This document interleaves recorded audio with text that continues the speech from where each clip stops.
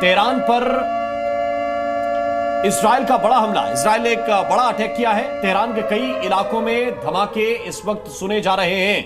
ये बड़ी जानकारी इस वक्त मिल रही है। तेहरान पर इजराइल ने एक बार फिर से बड़ी स्ट्राइक की है, बड़ा हमला किया है। कर्नल चौबे मुझे बताएं कि इस पूरी सिचुएशन में अमेरिका का रोल फिलहाल आप क्या देख रहे हैं, और क्योंकि ये एक बहुत बड़ा मतलब ग्लोबल लेवल पर एक प्लेटफॉर्म चेंजिंग सिचुएशन हो जाएगी अगर अमेरिका डायरेक्ट इंटरवेंशन इस वॉर में कर देता है तो।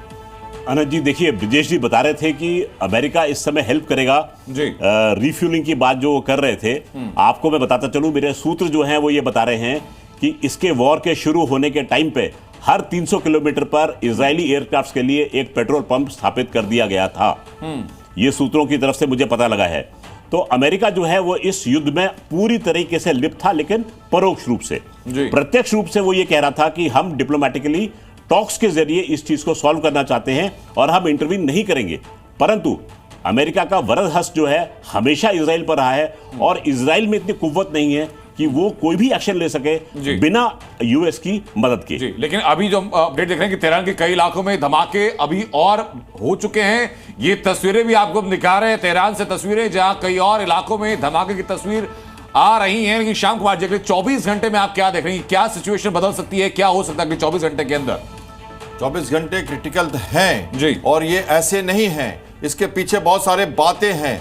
जब आप टैरिफ की बातें कर रहे थे और पूरा संसार उसके ऊपर उलझा था, तब तीनों एयरक्राफ्ट कैरियर और उनके जो V2 बॉम्बर विमान हैं 6 से ज्यादा को उन्होंने मिडिल ईस्ट में डिप्लॉय किया था। 20 में से 6 30% इधर आ गए थे। उसके बाद तब से 4 अप्रैल से आप काउंट करें तो 60 डेज का टाइम, और उसके बाद 61st डे ही क्यों अटैक हुआ, क्योंकि ये पूरी, जैसे आप कह रहे हैं, फ्यूलिंग फैसिलिटीज, यूके से फाइटर एयरक्राफ्ट आए और सब के सब रेडी हैं। और ये बार बार एक अच्छी बात कहते हैं कि मैं मध्यस्थता कराता हूं, मैंने यूथोपिया और इजिप्ट को मध्यस्थता करा दी, मैंने कसोबा और सर्बिया को करा दिया, मैंने ऑप सिंदूर में भारत को करा दिया, मुझे क्रेडिट नहीं मिलता। G7 में उन्होंने मानवता के अधिकार पर वहां से कहना छोड़ दिया। वो ये नहीं कहना चाहते थे कि हम ईरान को मारना चाहते हैं, वो कह रहे थे सेल्फ डिफेंस का अधिकार इजराइल को है, लेकिन वो बुचरिंग नहीं चाहते। ये भी कहते रहे बार बार इजराइल को कि आप बुचरिंग नहीं करो।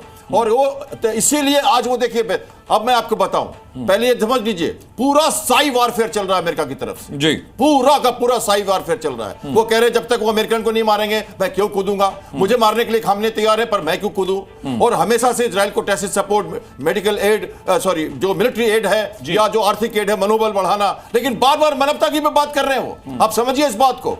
अब वो एक और बात कर रहे हैं अभी कि मैं पूरी तरह से चारों तरफ से नियंत्रण में है हमारे ईरान, मतलब ग्राउंड फोर्सेस आर रेडी। कहने का मतलब मेरा जो आकलन था आज का वो ये था कि कुछ ही समय के बाद, आज जो आपका प्रश्न है, आज या कल या परसों में, वहां पे मतलब एक तरह से कैप्चरिंग हो जाएगी उस जगह की। कमांड कंट्रोल स्ट्रक्चर, सेना के लोगों और राष्ट्रपति तक जब बात जाती है, टेलीविजन और रेडियो स्टेशन पर जब अटैक होते हैं और जब लोगों को कहा जाता है कि छोड़ दो वो जगह, तब वो मुकाम आ जाता है जब यह मानना चाहिए कि वहां पर कंट्रोल होने वाला है किसी और जगह का, और एक तरह से सत्ता पलट या जो भी आप कहते हैं वो होने वाला है। उसके लिए पूरा मुसाद पूरी तरह से इंटीग्रेटेड है अंदर में, और जगह जगह पे वो रेडी है। जस्ट एक तरीका है, लेकिन अमेरिका डायरेक्ट फिर भी कुछ नहीं करेगा, ये मेरा आकलन है। सब कुछ टैसिट पीछे से। जो आप कह रहे हो, जो डोनाल्ड ट्रंप का ट्वीट का इंटरप्रिटेशन है सर, वो दोनों चीजें अलग अलग है। डोनाल्ड ट्रंप तो कह रहे हैं कि भाई हम सिर्फ चाहते नहीं है कि मारे, इसलिए मिसाइल का इस्तेमाल नहीं कर रहे हैं, तो यही साई टारगेट पर है हमारे, यही साई वॉरफेयर है। यही साई वॉरफेयर है। तेहरान से लोग भाग जाओ, सब हट जाओ, और आप मारो मत, मानवता के पीछे मैं रहता हूं, लेकिन मुझे मालूम है तब खामने कहां है। तो ये सब क्या है? ये ऐसा तरीका है कि वो घबरा के पूरा जो तंत्र है और जनता दोनों टूट जाए। एक बड़ी जानकारी इस वक्त मिल रही है। इजराइल की तरफ से एक बड़ा दावा किया गया है ईरान पर। इजराइल ने एक बहुत बड़ा दावा किया है, और दावा यह है कि अब ईरान के पास केवल 1800 मिसाइल बची हुई हैं। आईडीएफ ने यह कहा है कि अब केवल 1800 बैलिस्टिक मिसाइल ईरान के पास बची हुई हैं, यानी कि बहुत बड़ा जो जखीरा होने का दावा मिसाइलों का ईरान की तरफ से किया गया, उसमें से बहुत सी मिसाइल बर्बाद हो गई हैं, कुछ अपने ठिकानों पर भी जाकर लगी हैं, लेकिन ज्यादातर को एयर डिफेंस सिस्टम ने नाकाम किया है। और अब 1800 मिसाइल ही ईरान के पास बची हैं, यानी कि वो ये भी बताने की कोशिश कर रहे हैं कि अब इनका गोला बारूद भी खत्म होता जा रहा है और फिर सरेंडर के अलावा और कोई विकल्प बचता नहीं है। सर मैं आपके पास आना चाहूंगा कर्नल चौबे, जिस इंटेंसिटी का करंट वॉरफेयर चल रहा है, इसमें 1800 बैलिस्टिक मिसाइल बचना आपको लगता है कितना सस्टेन कोई देश कर पाएगा? देखिए, जिस प्रकार से ये मिसाइल वॉरफेयर चला है, जी। जो ईरान ने कदम उठाए हैं, हमारा आकलन ये था कि ईरान के पास में कुल मिला के 3000 के आसपास बैलिस्टिक मिसाइल मौजूद थी। जी। अभी आईडीएफ कह रहा है कि 1800 बची, यानी कि 1200 फायर कर चुका है। ऑलमोस्ट 40% जा चुका है। जी। तो एक दिन में मान के चलिए कि वो 300 मिसाइल दाग रहा है। हाँ। ईरान इस रेट पर। जी। तो 3 छंग 18, 6 दिन का माल उसके बाद बचा है। तो यानी आईडीएफ जो कह रहा है कि भाई एक हफ्ते के अंदर अंदर अपना लक्ष्य हम हासिल कर लेंगे, जी। वो काउंटिंग इसके बैलिस्टिक मिसाइल की काउंट्स को लेकर भी है। जी जी जी जी। हाँ। यहां तक मेरा अनुमान है कि इन 6 दिनों में अगर बहुत खींच सके तो इन 1800 मिसाइल को ये तब तक खींच पाएंगे, अगर खींच सके तो। इसके बाद में मुझे लगता है कि इनके नॉन स्टेट एक्टर्स जो हैं वो प्ले में आएंगे। सिद्धांत के पास चल रहे। सिद्धांत, जरा एक चीज बताइए, अगर डोनाल्ड ट्रंप सरेंडर चाह रहे हैं, अमेरिका जिस सरेंडर की बात कर रहा है, उसके मायने क्या है? क्या परमाणु हथियार जो आधा बना है या पूरा बना है उसको सरेंडर कर दीजिए उसके लिए, या फिर जो अमेरिका कहे अब वो मान लीजिए, आपके पास कोई विकल्प नहीं बचे? देखिए, डोनाल्ड ट्रंप क्या कहते हैं अपने सोशल मीडिया पोस्ट पे, उनको इंटरप्रेट करना बहुत डिफिकल्ट काम है। फर्स्ट टर्म में हमने देखा था कि वो सोशल मीडिया प्लेटफॉर्म के द्वारा ही पॉलिसी डिसीजन करते थे, तो उनका एडमिनिस्ट्रेशन काफी कैओटिक रहा है और इस बार भी ऐसा लग रहा है काफी कैओटिक रहेगा, क्योंकि उनकी पॉलिसी काफी चेंज हो जाती है। सुबह कुछ कहेंगे, शाम को कुछ कहेंगे। अब अनकंडीशनल सरेंडर का मतलब कुछ भी हो सकता है। रिजीम चेंज, उनने कहा है कि वो उनको पता है कि टॉप लीडर, सुप्रीम लीडर कहाँ हैं, पर वो अभी कुछ ऐसा कदम नहीं उठाएंगे। अनकंडीशनल सरेंडर का मतलब क्या? न्यूक्लियर वेपन्स को गिव अप करना है, जिसको लेकर कहीं ना कहीं एक इंडिकेशन ईरान ने दे रखा है। मैं आपको बता दूं, ये जब हालात खराब हुए और सिचुएशन काफी एक तरफ से दोनों साइड ने अपना स्ट्राइक किया, उसी वक्त हमें पता है कि यूएस के साथ बातचीत होनी थी ओमान के अंदर, पर वो कॉल ऑफ हो गई क्योंकि हालात इतने खराब हो गए थे। तो ये अब देखने वाली बात होगी कि डोनाल्ड ट्रंप क्या चाहते हैं और अगले 24 घंटे में क्या होता है। ठीक सिद्धांत, एक और अपडेट मैं आपसे चाहता हूं। अगर कोई ईरान की तरफ से अपडेट मिल रहे हो कि ईरान के नेता इस वक्त क्या कह रहे हैं या खामेनी की तरफ से क्या संदेश है, कुछ वहां से डिटेल्स मिले हैं क्या?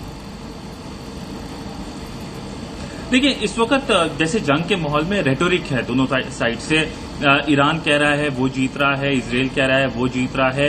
विजुअल्स दोनों तरफ से वैसे ही आ रहे हैं, स्ट्राइक्स के आ रहे हैं, मिसाइल स्ट्राइक्स के तो विजुअल्स आ रहे हैं, जो डिस्ट्रक्शन हुई है बिल्डिंग्स की उनके विजुअल्स आ रहे हैं। तो कहीं ना कहीं ये एक तरफ से फॉग ऑफ वॉर है। जब ये फॉग ऑफ वॉर सेटल होगा उसके बाद ही पता चलेगा कि किसको कितना क्या नुकसान हुआ। और अगर एक तरफ से रिजीम चेंज का ऑब्जेक्टिव है, अगर ये भी होता है तो ये भी देखने वाली बात होगी, क्योंकि पिछले करीब 2 सालों में जब से हमास का टेरर अटैक हुआ इजराइल में, आप हिजबुल्लाह के हालात देख लीजिए, आप हमास के हालात देख लीजिए।